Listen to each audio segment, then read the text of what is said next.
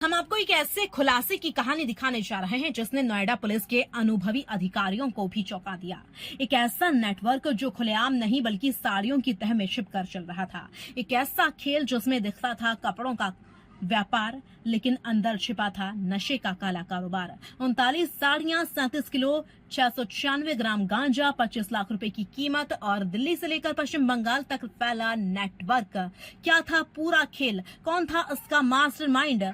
कैसे पुलिस ने इस गैंग का पर्दाफाश किया और आखिर क्यों यह मामला सिर्फ एक गिरफ्तारी नहीं बल्कि एनसीआर में फैलते नशे के कारोबार की बड़ी चेतावनी माना जा रहा है। आज हम आपको दिखाएंगे पूरी पड़ताल, शुरुआत से लेकर गिरफ्तारी तक और गिरफ्तारी से लेकर पूरे नेटवर्क के खुलासे तक। रात का ऑपरेशन और पुलिस को मिला बड़ा सुराग। 2 और 3 जून 2026 की रात नोएडा पुलिस की सेक्टर 20 टीम और एसओजी यूनिट को एक गोपनीय सूचना मिलती है।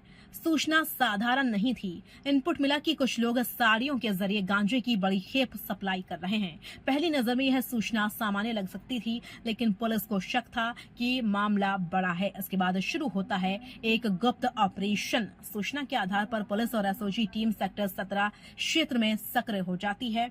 हर गतिविधि पर नजर रखी जाती है, हर संदिग्ध की पहचान की जाती है और फिर एक ऐसा पल आता है जब पुलिस को अपने लक्ष्य की पुष्टि हो जाती है। 2 संदिग्ध युवक पकड़े जाते हैं। नाम शुभम पाठक और शिवम दुबे, दोनों गिरफ्तार। लेकिन असली कहानी गिरफ्तारी के बाद शुरू होती है, जब साड़ियों की जांच हुई। पुलिस ने जब सामान की जांच शुरू की तो जो सामने आया वह चौंकाने वाला था। 39 साड़ियां बरामद हुई, लेकिन ये सामान्य साड़ियां नहीं थी। इनकी पैकिंग के भीतर छिपाया गया था गांजा। 1-2 किलो नहीं, पूरे 37 किलो 696 ग्राम, जिसकी अनुमानित कीमत लगभग 25 लाख रुपए बताई जा रही है। पूछताछ में सबसे बड़ा खुलासा हुआ। गैंग का सरगना बताया गया शुभम पाठक। पुलिस के अनुसार वह पिछले 2 से 3 वर्षों से इस कारोबार में सक्रिय था। उसने तस्करी का ऐसा तरीका अपनाया जो सामान्य जांच में पकड़ना बेहद मुश्किल था। पश्चिम बंगाल में शुरू होता था पूरा नेटवर्क। पूछताछ में सामने आया कि गांजा पश्चिम बंगाल से मंगाया जाता था, लेकिन सीधे नहीं, किसी ट्रक या कार में नहीं, बल्कि कोरियर कंपनी के माध्यम से। साड़ियों के पैकेट बनते थे, उनके अंदर गांजा छिपाया जाता था और फिर उन्हें एनसीआर में भेजा जाता था। पुलिस पूछताछ में एक और बड़ा खुलासा हुआ। शुभम अक्सर अधूरे या फर्जी पते का इस्तेमाल करता था। पार्सल आने से पहले ही कुरियर एजेंट से संपर्क कर लिया जाता था और फिर माल रास्ते में ही रिसीव कर लिया जाता था। यानी पुलिस अगर पता खोजने भी जाती थी तो वहां कुछ नहीं मिलता। यही सबसे दिलचस्प सवाल है, आखिर तस्करों ने साड़ियों को ही क्यों चुना? पूछताछ में पुलिस के सामने आया कि साड़ी के पैकेट देखने में बिल्कुल सामान्य लगते थे, कोई शक नहीं करता था। स्कैनिंग में भी कई बार कपड़ों के बीच छिपा माल पकड़ना मुश्किल हो जाता था।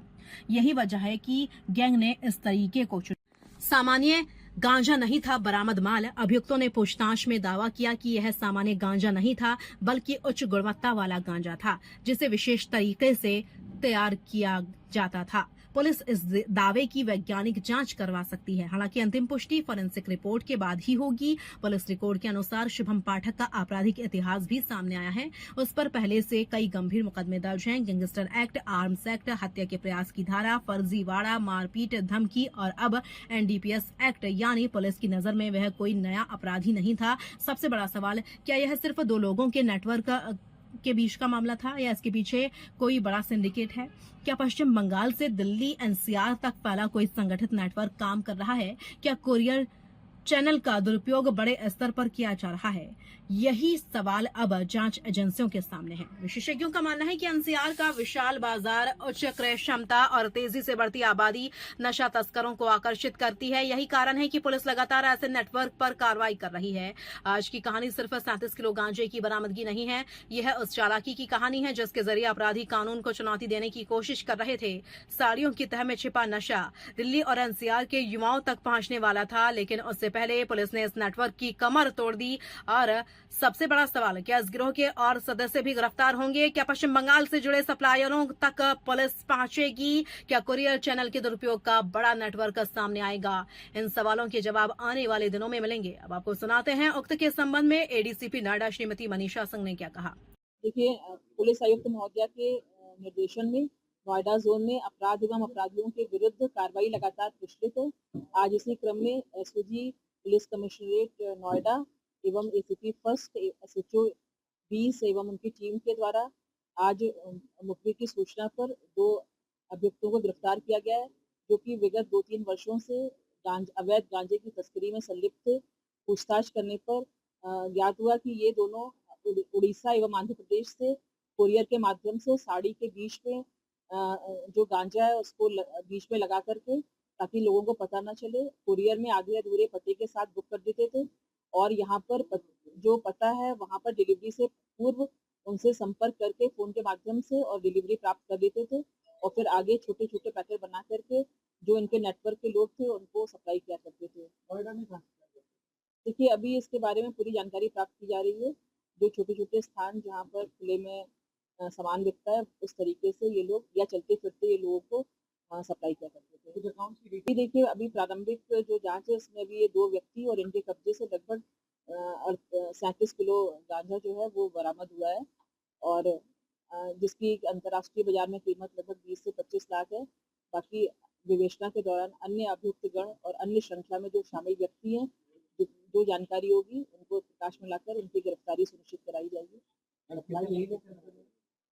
देखिए, ये लोग दिल्ली में रहते थे और मूलतः अयोध्या के रहने वाले थे और विगत 2-3 वर्षों से लगातार वो इसी काम में संलिप्त थे और यही इनकी आजीविका का स्रोत था।